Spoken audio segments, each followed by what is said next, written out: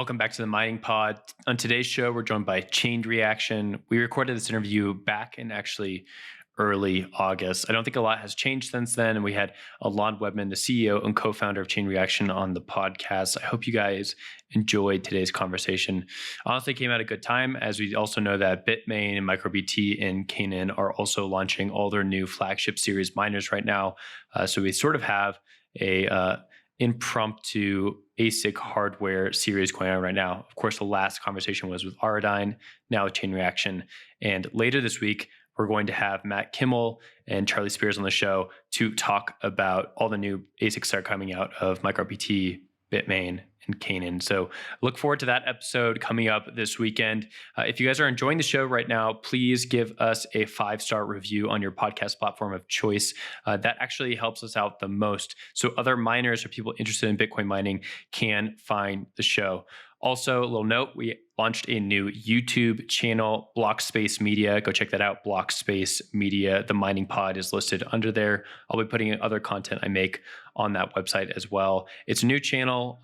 Really help if you guys would go and subscribe, like, comment on anything. Helps other miners like yourselves find this information. Lastly, if you're enjoying this, check out our Substack. Same thing. It's at the Mining Pod on Substack.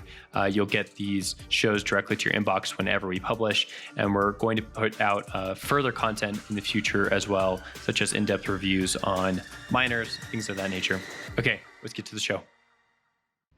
Did you know that you can make more money by merge mining other networks? Check out makemoremoneymining.com for information on BIPs 300 and 301, a proposal to bring more revenue to Bitcoin miners through sidechains and merge mining called drive chains. Increase your mining revenues and learn more about participating in Bitcoin governance by visiting makemoremoneymining.com.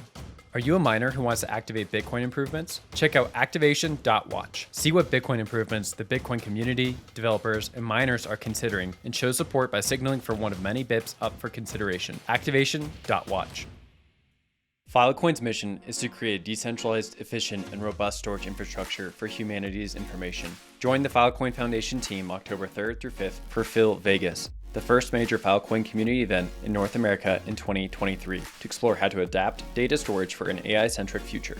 Participate in conversations and hear keynotes focus on the importance of data integrity in the world of artificial intelligence. Register to attend and learn more at phil-vegas.io, and make sure to use promo code MININGPOD. Hey Mining Pod, I'm Lee Bratcher, President of the Texas Blockchain Council. The Texas Blockchain Summit is now the North American Blockchain Summit. The same emphasis on policy, energy, and Bitcoin mining, but now expanded by working with our partners across the country. We've got great sponsors lined up like Riot, Marathon, GDA, CleanSpark, BitDeer, Lancium, Cormint, Compass, HTS, Crypto Power, Priority Power, Sonoda, and many more. Solidify your next deal or JV, or just come for the networking on November 15th through 17th in Fort Worth, Texas, for the 3rd annual North American Blockchain Summit. We'll see you there. Welcome back to Mining Pod. We are joined today by Alon Webman talking about Chain Reaction. Chain Reaction is a new Bitcoin miner coming onto the scene, working with a lot of different partners, including Epic Blockchain. Alon, welcome to the show. Thank you, Will. Last time we saw each other was at Bitcoin Miami. We had a great presentation there. Before we go into that, which we'll definitely get to during the conversation, we'll start off though with some professional background for yourself, and then also how you sort of brought this whole team together. So I've been in the semiconductor industry for almost 30 years.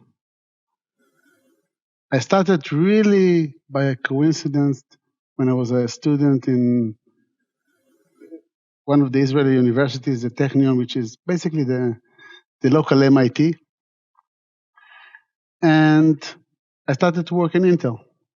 At that time, there wasn't, as a student, 4th semester, and I got overwhelmed by this industry. It was amazing for someone that didn't even have a technical background before that. I just did finish high school without any technical studies, into the best at time semiconductor company. And as a student, and then for a few years an engineer, I got exposed to the most exciting period of time in Israel when the team here started to work on their first from a greenfield processor, which was called at the time the multimedia processor of Intel, the MMX. And I was lucky enough to see the growth of Intel at that time, 400 people in Israel. Now it's thousands.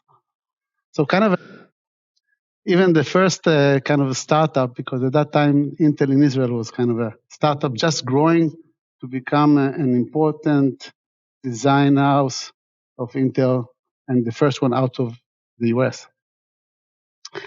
And then I did my military service.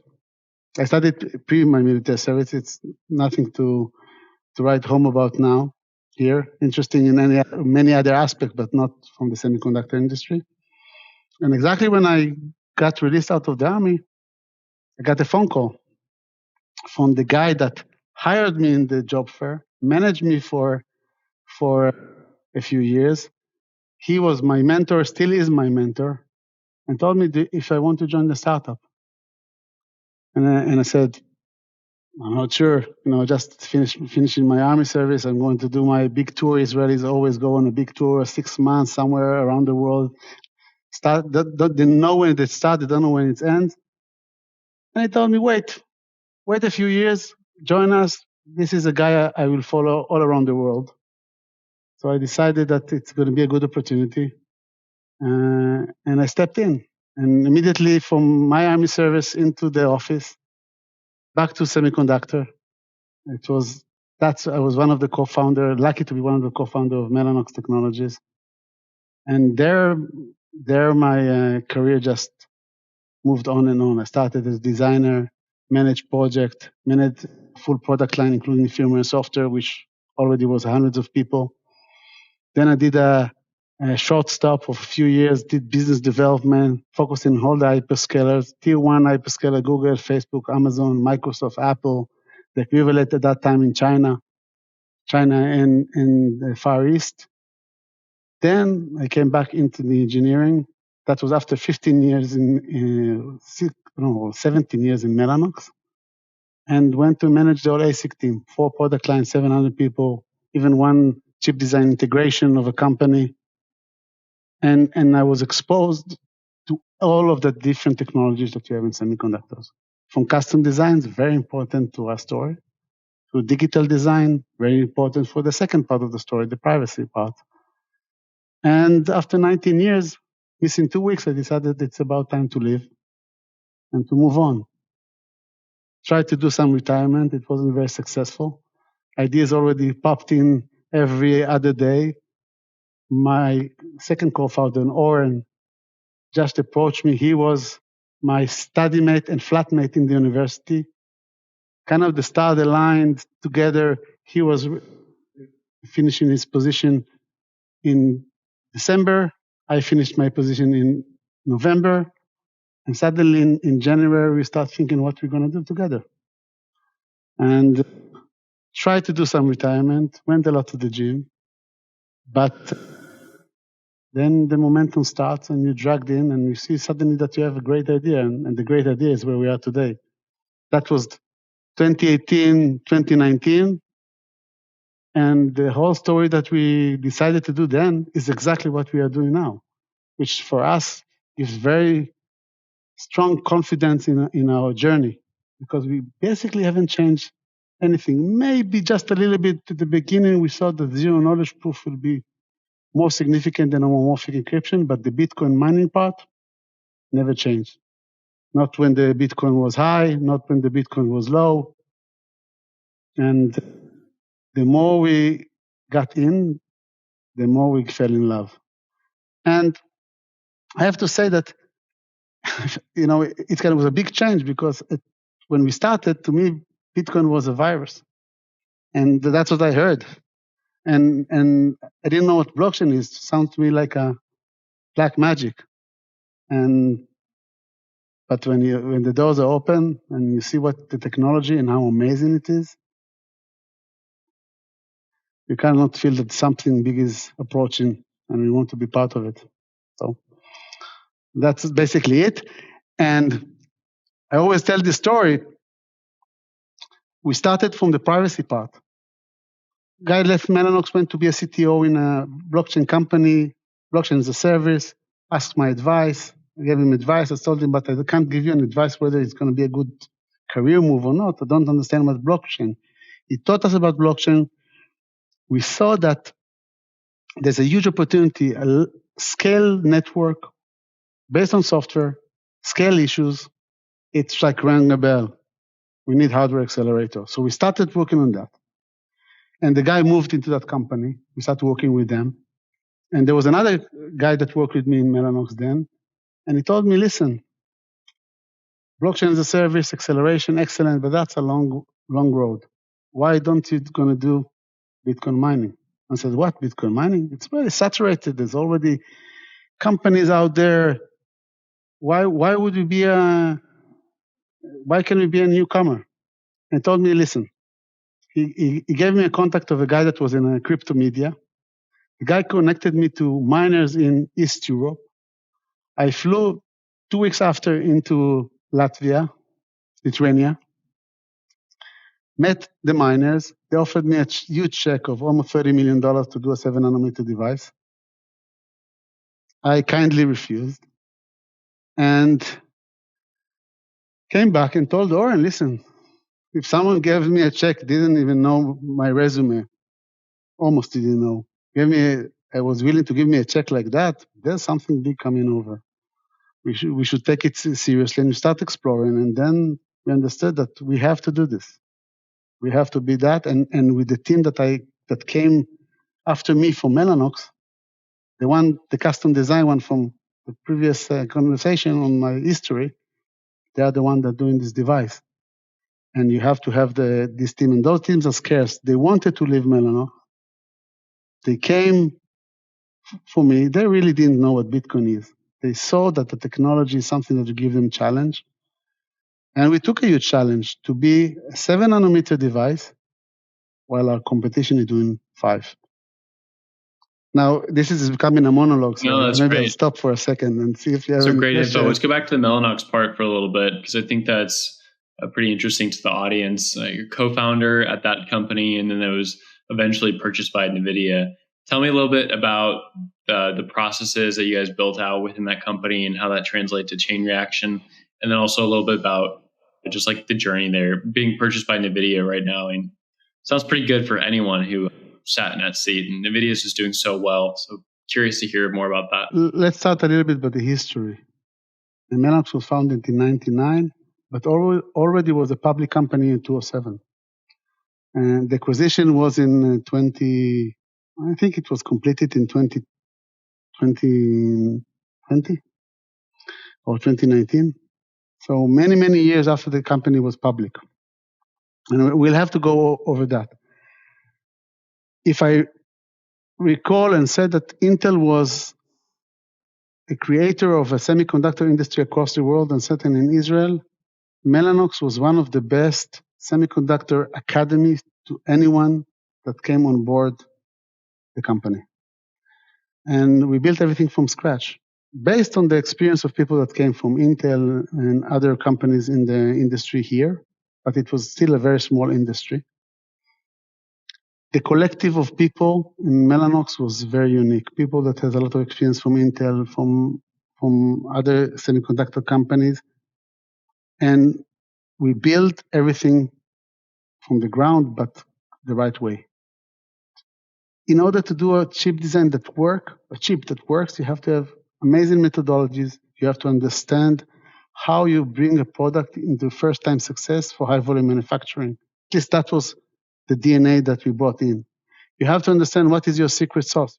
So Mellanox built up a very unique methodologies of doing design correct first time, building teams of both design and verification that at least 30% of them were students and another 30% was young engineers, build an engine to educate them, and build all of the important part like custom design that was very unique to a company like in the size of Mellanox. Now, step in 20 years after, we brought people that did it once, and we built an improved where Mellanox, or at least from the infrastructure and technology in chain Love reaction. it. So I want to ask a follow up here. You mentioned like ZK acceleration and some other things as well that you guys were looking at, and then you eventually pivoted more towards Bitcoin mining. How do you look back on those decisions now that you guys have created like an entire form factor and created your own Bitcoin miner? How do you look back on like that product change, knowing that like ZK rollups are a thing now, and there's been a lot of money funneling into the zero knowledge space and other spaces in privacy as well? What very unique about the Bitcoin mining versus doing ZKP or fully homomorphic encryption or any kind of acceleration or semiconductor company that aims into the cloud is it's a much longer journey. In order to be a vendor for a cloud provider, you have to design it, you have to test it, qualify it, then to get to deployment. And I did it in 5 seconds, but in reality, it takes you many years. And therefore, the company takes you a while until you get into significant revenues. When you get there, it's fireworks. You know, it will justify any capital invested. Bitcoin mining is a unique opportunity of having a product that if you do it right, and you build it first time successful volume manufacturing, you step into a market that you can compete with the biggest players. And that's exactly why we thought this is an amazing opportunity for us. Gotcha. And that's the reality. First product, first system, market that, when I tell investors or, just friends that hearing what we're doing, the numbers are just, don't want to say overwhelming, they're ludicrous. And that's the reason we said it was the opportunity. This is the best, maybe one of the best industries to be for a semiconductor startup. Now, going back 20 plus years back, Mellanox had the same kind of opportunity. High performance computing and mining have a similar business model. Direct sell, expertise that you have to have in order to create the ASICs, but relatively simple to other kind of devices. Software is an enabler. A lot of semiconductor companies struggles in the adoption because of the software part versus the semiconductor part. And another thing that we loved about this industry, and people are not aware of that. I'm sure that your listeners are aware of that. I'm sure that you are, that it drives innovation. First, the complexity and the innovation in the semiconductor, in the chip itself, in order to bring this performance and efficiency. I've seen a few chips in my life. I didn't say track record, but I did 30 tape outs. My team really worked hard in order to get there. Especially we took the challenge to do it at 7 versus others that are doing it in 5 and 4. And so we had to bring a superior design in order to be good, as good and better than the existing solution. So innovation on the power, efficiency, and performance. Innovation from every aspect of renewable as an industry.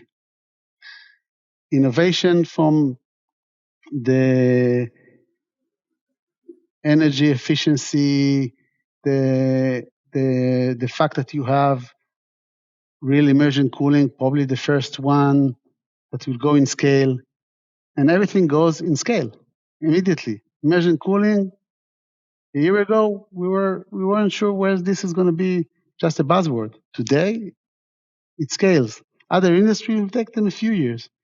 So because of the size of the market, because of the opportunity that comes in hand and very close, and the fact that the competition is strong, innovation is required in every aspect. Innovation for the AC companies, for the system companies, for the miners, and also the fact that you start seeing also energy companies that are using Bitcoin mining as hedging for the futuristic sales of electricity, even makes the market more substantial, and even gives a little bit more of the Satoshi kind of vision of Bitcoin becoming a monetary tool.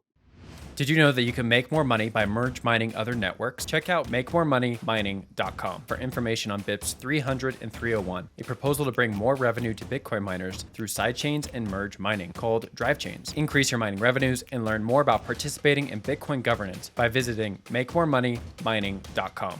Are you a miner who wants to activate Bitcoin improvements? Check out activation.watch. See what Bitcoin improvements the Bitcoin community, developers, and miners are considering, and show support by signaling for one of many BIPs up for consideration. Activation.watch.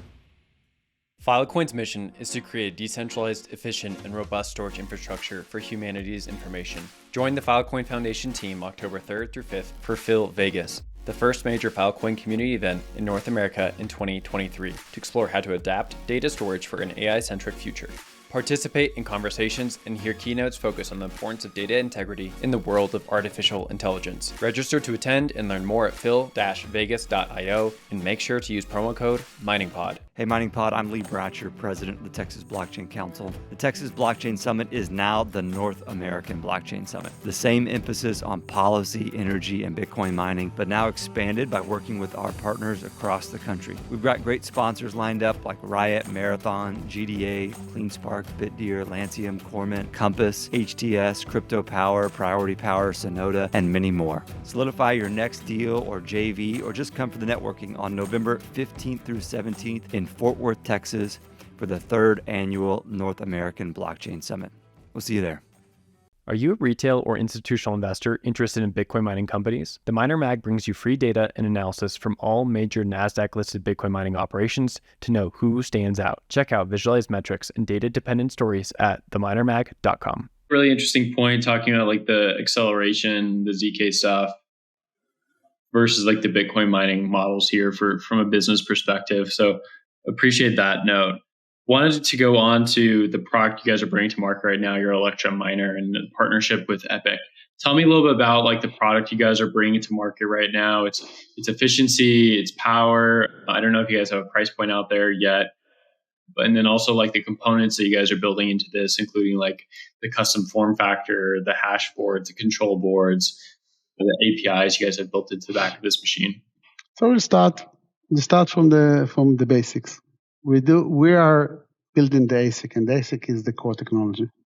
But on top of that, we're doing the hashing board and the systems. And first, you have to compete in the market that you are. So we have the standard solution, competing exactly with the other solution out there, where our efficiency and performance, even though, as I said, we are in 7 nanometers, as good as the best one in the market and better. Price point, let's put it aside, but let's look at that this way. We want to be a competitor, so you have to compete on the price point, and therefore you have to have a design that has power, performance, and cost. Regular semiconductor play, but even more. By the way, in the past it was power, performance, cost, and capacity. And so capacity is also a factor, because if you want to sell in hundreds of millions of dollars, you have to supply significant amount of ASICs and very significant amount of system. So to the market, we bring everything that the customer would like. If they want to buy ASICs, we'll sell the ASIC and support them. They want to buy a hashing board, either for the system of the immersion cooling ready version, we'll support them. We'll bring them. They want to buy a regular shoebox system, we'll build them.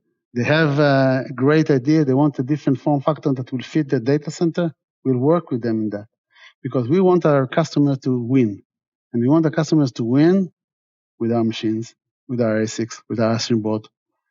And at the moment that you have the efficient ASICs, all of it is just play. The hashing board should be good enough to reflect this efficiency and performance. The system goes the same. And then we are in the market for 3-4 years.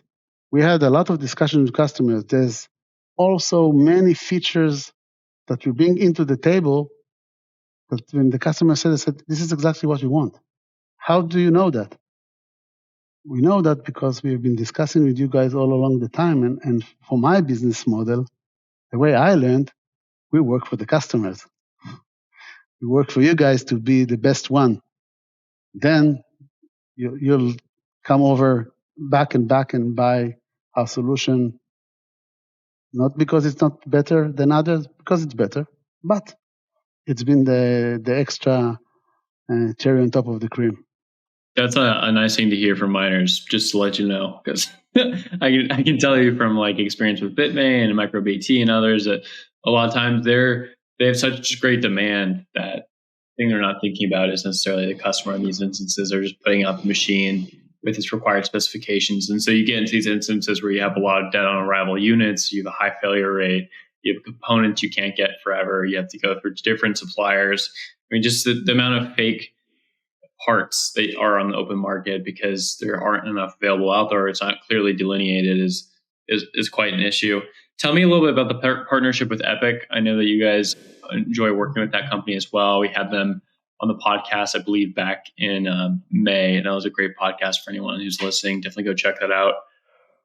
To me, it seems like you guys and Epic and maybe a few others are sort of like this new wave of ASICs coming into the market that are really starting to set a threshold for quality, and then also being able to work in different adverse scenarios, so high heat or very deep cold temperatures. Curious for your thoughts on that, and curious about the partnership with Epic. I have to say something about myself, and that goes a little bit beyond the fact that the moment I act as a chief executive officer, CEO, but at my heart, I'm an engineer. I think that if you would have come and seen me in a business discussion versus seeing me in a technical discussion, you'll see a different person. One, I'm trying to be moderate and responsible, and the other one, you see the passion of engineering. That's what comes also from the work with Epic. They are first and foremost passionate engineers that love to create technologies and to understand and to work. And the bond with them started immediately from there. The engineering part. The moment you connect on the engineering level, you sit in one room and you can do a whiteboarding and say, this is going to be the solution. You're going to do this. We're going to do that. You want this. We will support it. Oh, this one we can do now. This one we'll do in the next ASIC. Then you go out of the room, eat lunch or dinner, and you start by friendship. Friendship, partnership, that comes from the basic engineering. And the team is great. Epic has a very strong team and engineers and love to work together. And I think that I hope and believe that they look at us the same manner. That's way before business, but we do business. We believe that our solution is great. I think that we think that and would like others to design for our ASIC. Epic can do that. They can do a control board. They can do the hashing board. They can bring some of their IP and expertise. They are very familiar with the market. Why wouldn't we be an amazing partnership with these two companies? We start from the basics. We are in teams that are doing hardware and both brings a lot of expertise for the market. So that's where it comes. And then Epic is familiar. Miners want to go down the food chain and start building their own system. They need help. It's not easy to design to someone ASIC. They need expertise. Sometimes they can build their own system and get the hashing board. Sometimes they want to have the system and then gradually increase the capabilities and find a different model in order to buy the ASIC. We want to support it. I want everyone that would like to design to the ASIC to have the right solution. If it's standardized or not standardized, as I said, coming back, maybe I look young, but I'm really old school and traditional. This is the way I learned. This is how I was educated. Start from engineering, work with the team, build the best solution. It's a win-win for both teams. Love it. I want to go back to a little bit of a question I asked earlier and just get some more thoughts on it. Tell me about the process of building your guys' product in-house. How long did it take? How many iterations did you guys have to go through? Tell me about like some of the constraints that you guys faced and how it compared also to the products that you've built in the past, well, whether that be at past companies you've been at or at Chain Reaction itself. So first thing, I have to mention, I talked about engineering, but there's an important part in the company that is necessary. Two important parts, but I'll start with the first one, is having the right supply chain and the right partners from foundry and fab. And the fact that we are able to work so tightly with TSMC is a key for us, and is a key for every company that wants to be a tier one semiconductor company, and believe me, that's what we are planning to do. And the team that I have, led by Richard, that worked 21 years in TSMC, was an executive. I met him in my past history in Mellanox, and we connected then, but when he decided to retire from TSMC, I didn't even give him the option to think of retirement. Immediately brought him to Israel, met the team. He knew the team from the past. He knew how good the team is, and we brought him in. And he brought all the connection to the TSMC, and all the supply chain in Taiwan. And Chain Reaction is not an Israeli company. Chain Reaction is an Israeli, American, Taiwanese company. We look at that, and that's how you do a tier one semiconductor company. So we have supply chain led by a very strong team that are, some of them are Taiwanese in US. We have a team also next to the OSAT and found in Taiwan. And if you want to create the best ASIC for Bitcoin, you have to work very strongly to the team in Taiwan, and not the business team, the technical team. And we have that. And it's amazing to be a startup company that has that kind of connection. And the second part is, we didn't even mention the sales team, but the sales team need to understand the market and tell us what we need to do in order to win it. Because company is built on engineering, but successful companies are led by the business. So before we go into stepping into the ASIC and how we do it and what we bring the expertise, you have to build the right infrastructure for a company led by business case, and then bring the engineering to there.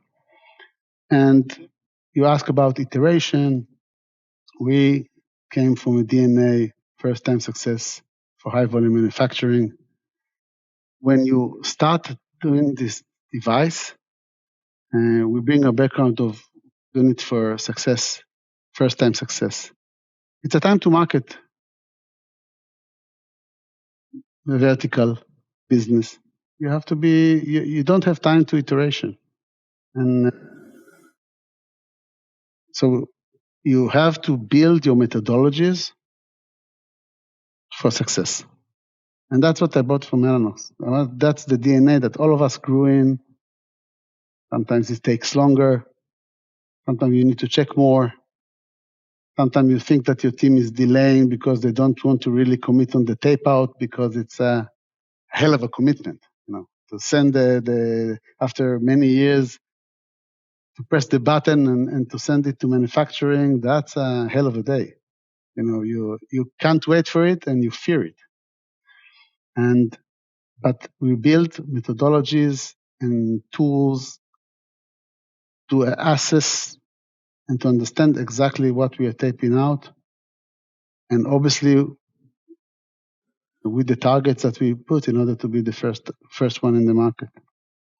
And the team invested in building the tools around the design, because this is custom design. The tools are not available. There's a lot of innovation in the tool, not just in the design itself. So at least half of the time was building the tools to make sure that you have the power efficiency, you have the performance, you have everything. And I'm stepping 4 years, then you tape out. Then you have to build your system. Then you have to build a system that the customers can access. You have to do the interfaces. You have to user-friendly interfaces. It has to look good. It has to have the right feature. You want to see every ASIC. You want to see every hashing board. You want to see if there's a defected fan. You want everything to be visual and also can be worked at scale of 10,000 machines. Then that's where the software team is. I told enablers, but not just enablers. They want to make that a friendly environment for someone to use. So ASIC, a lot of methodologies, and then system has to be a very good system because it has to leverage what you bring from the ASIC, and software has to be software that customer can work on the ASIC level, on the hashing board, on the system, and in the data center.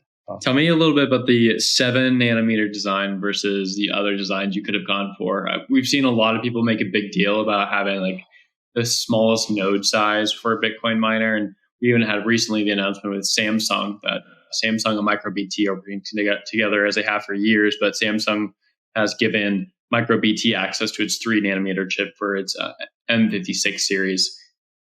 How do you guys think about node size? Does it matter to you guys? And how do you guys think about the engineering perspective? It matters. If a more advanced node, the same design has better performance. It's a smaller size ASIC in the same wafer, so the same design on 7 versus 5. In 5, you have more terahash per wafer because you have more ASICs that does the same performance and power, even better. So choosing a 7 it's a challenging one, as I said. There's advantage of going to a previous node. It's more mature. It has more capacity. But you have to have a better design because someone is doing 5, he gets another 20% or 15% better performance with the same design. So the team took the challenge, and that's why they had to make the design even more efficient than the competition. So our 7 will be as good as others at 5, or we will have access to all of the process. But another advantage, if you already did it in 7, then when they'll move to 3, we will move to 5 or 3, and our design at 5 will be as good and better as their 3. And if you step into 3, suddenly our design should be much better. So it's the moment you already did this, you have a huge advantage because we can step 2 more nodes, 2 more generation, while they have only 1 node to step, and the next one 2 nanometer, new technology, new transistor, far away, and they'll be dependent on the fab ability to bring the new process into manufacturing, while we will have another 1 node to jump in. And that gives us an advantage. But the challenge is bigger. Mm-hmm. I'm happy to say that my team took the challenge and was able to do it. Awesome. Thanks for that background. Yeah, we definitely talked about that on the interview with Epic as well. I want to go into breaking into the Bitcoin mining scene as a newer company, especially into the hardware market. So for those who are unfamiliar, Bitmain makes up probably around 70% of the hardware sales market for Bitcoin mining, and is followed by MicroBT is around like 15%. And then there's a few others in there as well, like Kane and their Avalon series and some smaller players. It's difficult to move into this market because oftentimes people who are going to make large purchase orders for machines sort of have chicken and egg problem. Right? They want to see if the machine works. They want to see that they can manage it at scale, but they don't want to commit capital to it. But they also know that they don't necessarily like that the options they have on the table are the options they want. So from a business perspective, I'm curious to hear about your guys' interactions working with other miners, how it's gone, how you've gone about introducing your units to different miners out there and telling them, hey, you have like another option on the table that might even be better than what you're currently using. So there's 2 aspects for that. First, how do you step into the regular market of selling a system? And you already mentioned that. First, they need to recognize the fact that you're there. And they've been working for that for a few years. Second, you have to listen to what they want, so your first product will fit from the customer's requirement and more. Sometimes even surprise them with a feature that they didn't think that they'll get, and you bring it over.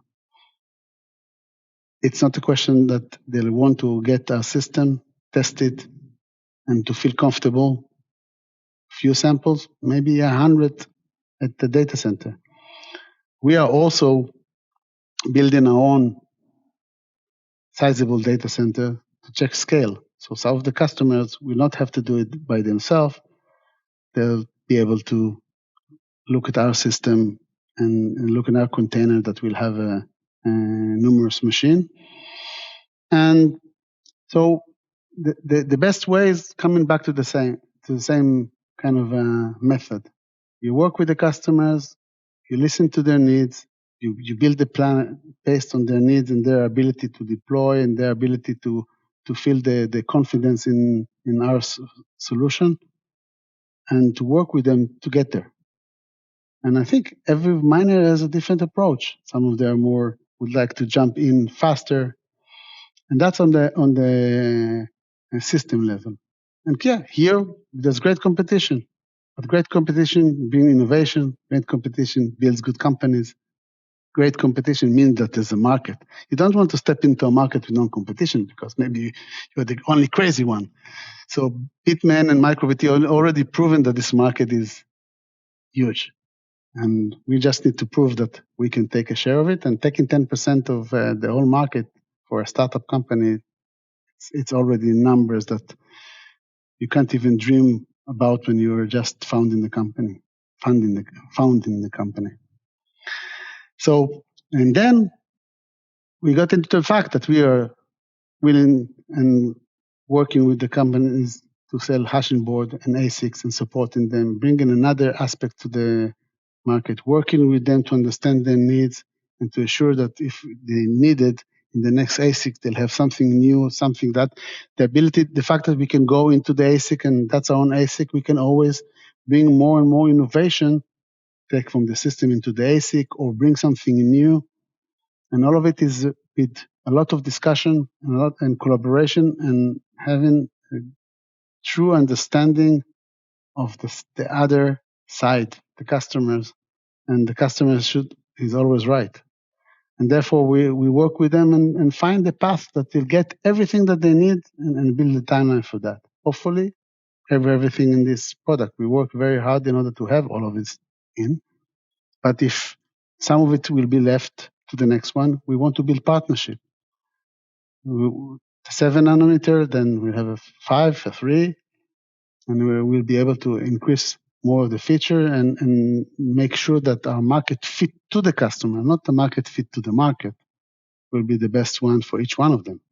And I think that works. I think that you see that the miners are overwhelmed from this approach.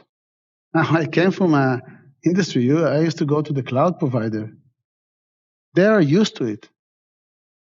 Here, this is like a new approach. Wow, we didn't think that there is a vendor that can and would like or would do something like this. Listen to us. We listen. We would like to listen. We want them to understand that the other side want them to be the best one, and for that we need to work with them. Love it. No, I definitely echo that in a lot of different ways. Curious what you guys are looking forward to next over the next 6 to 12 months. What are some things that Chain Reaction is looking forward towards, whether that be making more connections with other miners, selling more units, new products you guys are cooking up in-house? But yeah, just as we close out here, what are the things that you guys are looking towards next? I think hiring you, because you already said everything. We want to be in high volume. We want to bring new features into the market. We want to have a new generation. And apparently we want Will to join the company as part of the moving forward and taking the market. And yeah, to take a share of the market at the end. We would like to take a significant share of the market and to lead. We want to be a leading company, and we want that to be the first step in becoming tier one semiconductor company. And we're still a little bit it's a little bit further down the road. But I think that 2024 would be a great year. I mean, 2023 is already a great year, but 2024 will be a great year in the right direction to be there. And for that, we need to manufacture, we need to bring more features, we need to bring a new product, and we need to have satisfied customers.